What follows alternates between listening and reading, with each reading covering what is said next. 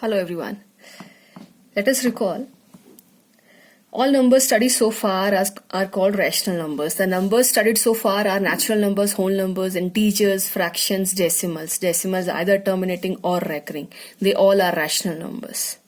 Okay. Then the definition of rational number is the numbers which can be expressed in P upon Q form, where P and Q are integers.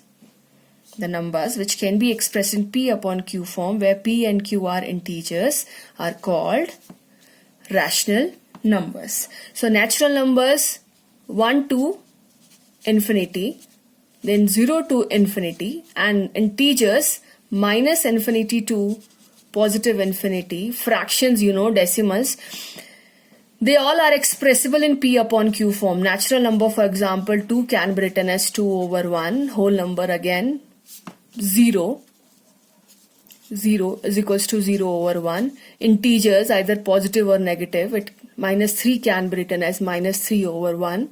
Fractions are all in the P upon Q form.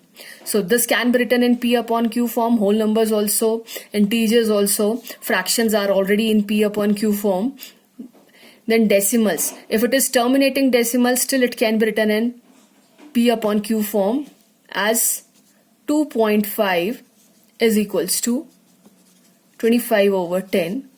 And if it is recurring decimal, just like 0.3 dot, still we know a technique to convert this into P upon Q form. Now, this was our first topic of this chapter.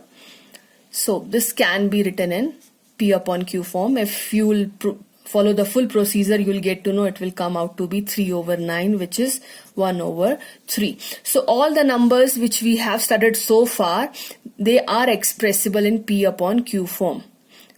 And they were combined under a common header called rational numbers.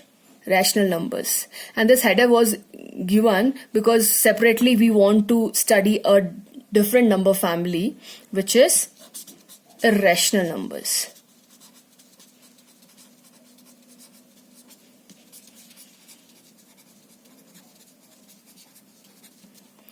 These numbers are unique from the previous number families. That's why all of the old number families have been packed in under a common header, which is rational numbers, and these are called irrational numbers. What is so different about them? First of all, the definition is made on that basis so that irrational numbers do not fulfill that.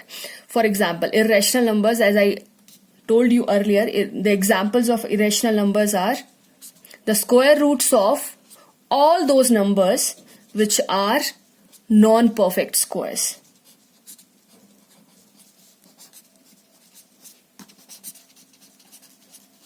So these all are non-perfect squares. Okay, so square root of all of them are called irrational numbers. Why? Because they cannot be expressed in P upon Q form. They are different number families which we have to study now. What makes them different? Their decimal forms. Their decimal forms are neither terminating nor recurring. If they would be terminating or recurring, then there was a way out to convert them into P upon Q form, because terminating can be converted and recurring also. So these are neither terminating nor non-recurring. They just keep on going endlessly. Now we'll study about irrational numbers, because as we do encounter them in the math syllabi, then we must learn to handle them. Handling the numbers means we learned to handle these numbers. How did you learn to handle these numbers? Means you know how to compare them, how to perform different operators on them. You know how to add fractions, decimals, integers, add, subtract, multiply, division, basically the 4 operators.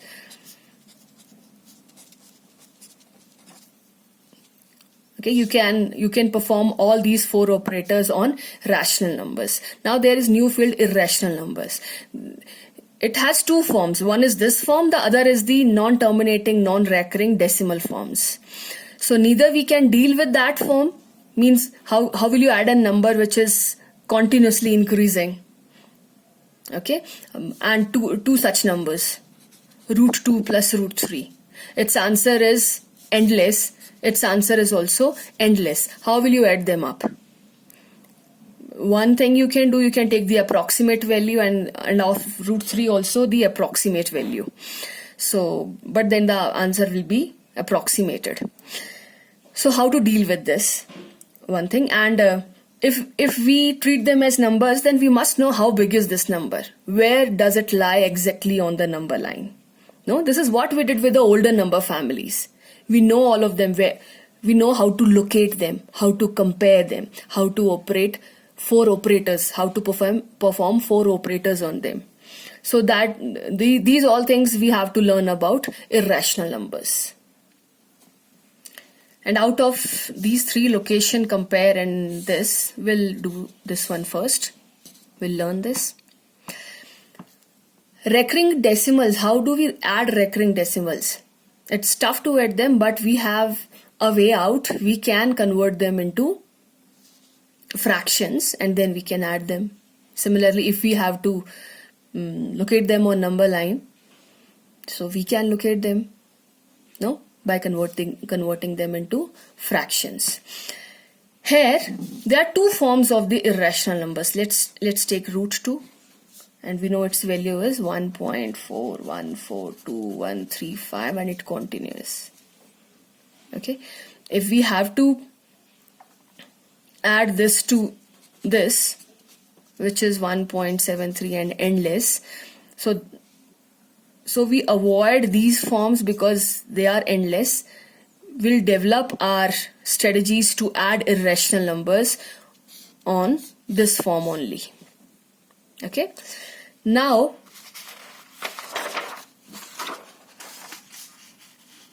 before I teach you addition of this, one simple thing which everyone make mistakes, I'm clarifying that first. That's why I've named it don'ts. Root 2 plus root 2 is not equals to root 4. As we have a general tendency to add 2 plus 2.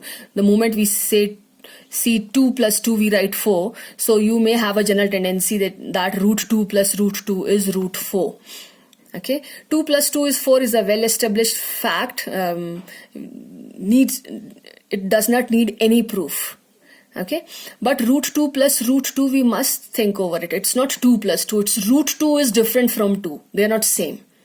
Let's see here. The value of root 2 up to 40 places, 40 decimal places is this. And it continues further if I change the precision in the calculator. It is endless. So root 2 is this, which is 1.41. If we approximate it to 1.4, okay, then root 2 plus root 2 comes equals to approximate 2.8, no? Root 2 plus root 2 is approximately equals to 1.4 plus 1.4, which is equals to 2.8. No? So this is approximately equals to 2.8. So root 2 plus root 2 cannot be equals to root 4 because root 4 is 2.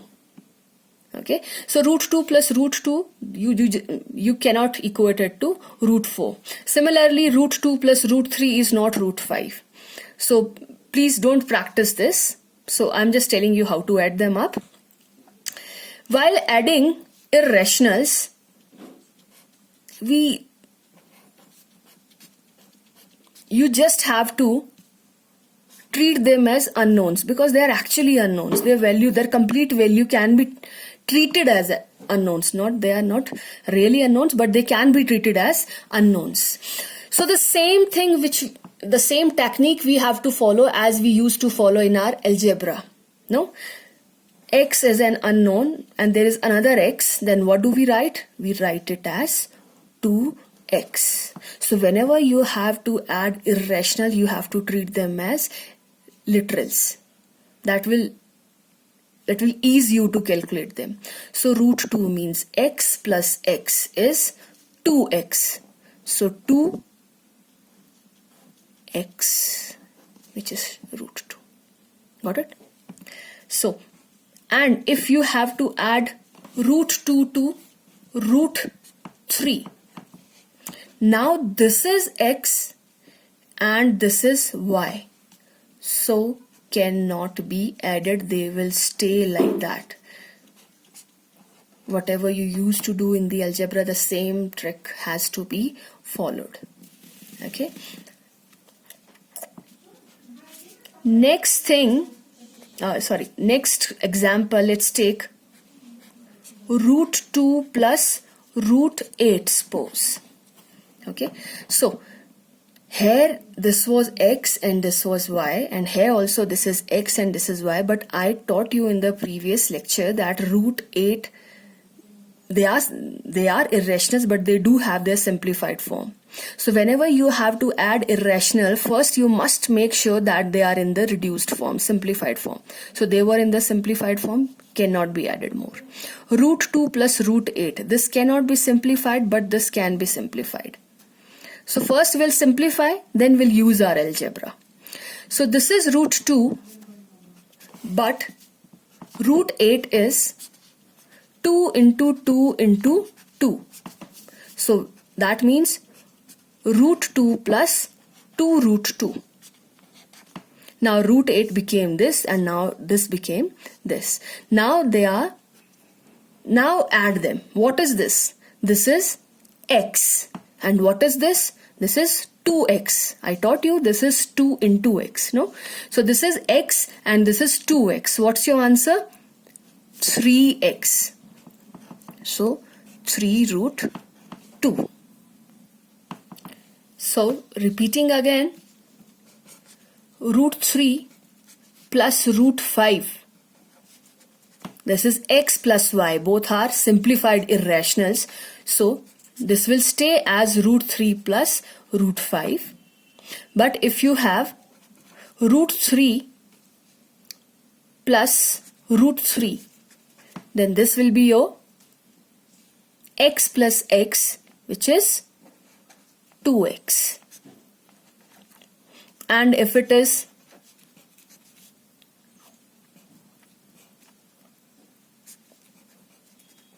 like this, so this is simplified irrational, this is not. So first you'll simplify it.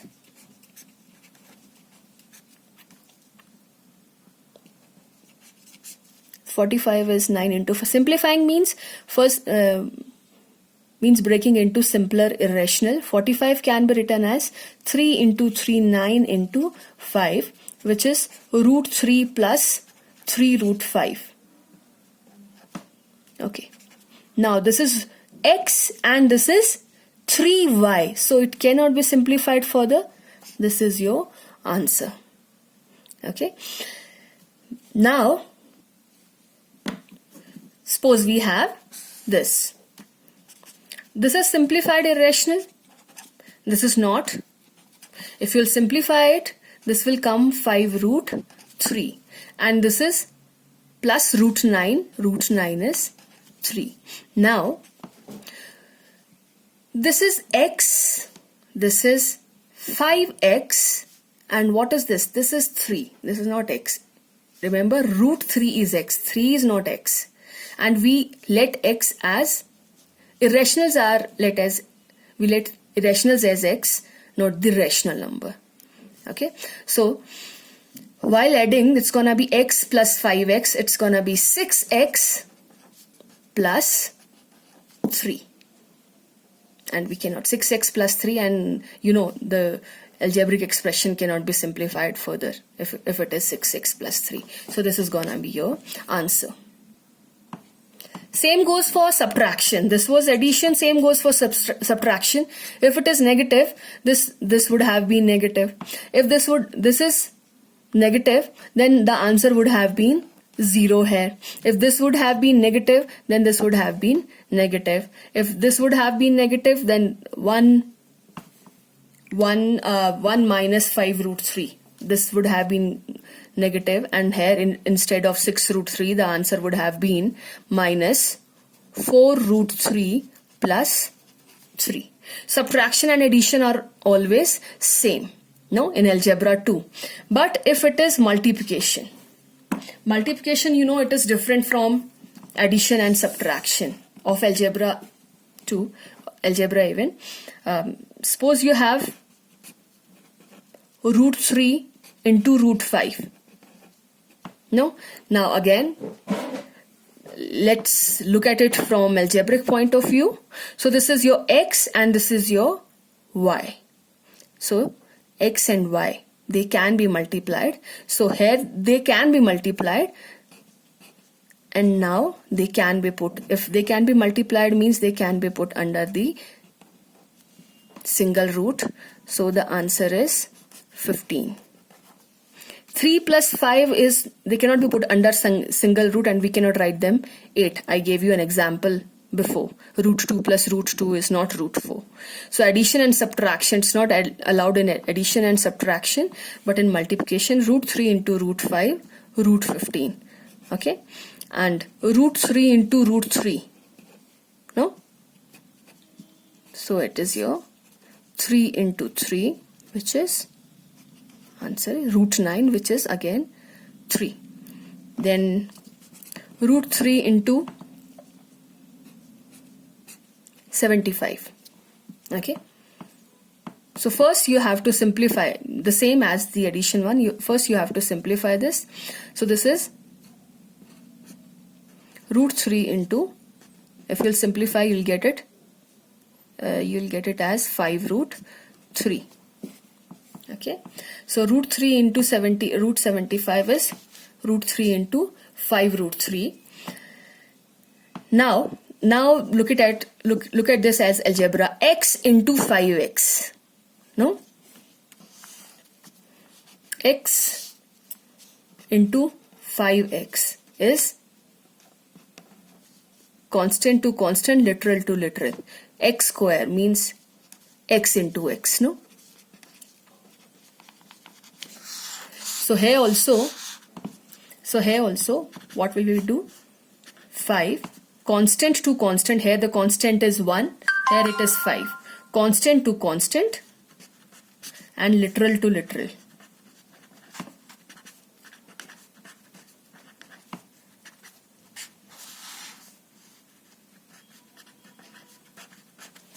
And 15 is the answer. This is how we do multiplication. Same goes for division. If you have root 15 divided by root 3, so first thing for every step, if you have complex irrational, you have to break it into simpler form. But root 15, I suppose it cannot be broken down.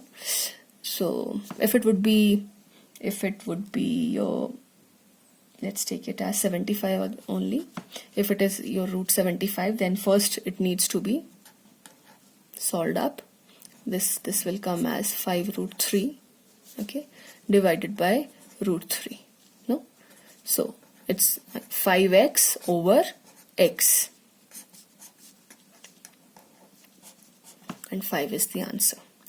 So in short, I want to summarize now that when you have to add irrationals, you just have to keep the perspective of algebra. Now as an assignment, I'll be giving you this sheet and one more sheet where you have to do the detailed one. This is the tabular form. Here I've written plus, means you have to add these terms with this. This is root 2 and this is root 2. So their answer will be written here. This is root 2 and this is root 3. Their answer will be written here. Root 2 plus root 6, answer here. Root 2 plus root 18. Need to simplify first. Answer here. So this is for addition and one more table for multiplication. Okay. So here you won't go through the lengthy steps. I just need the answers here. Nothing more. Just need the answer. And the I'll give you one more sheet containing elaborated question. There you will do the detail work as I did in the sheet right now. That's all for this topic. Thank you.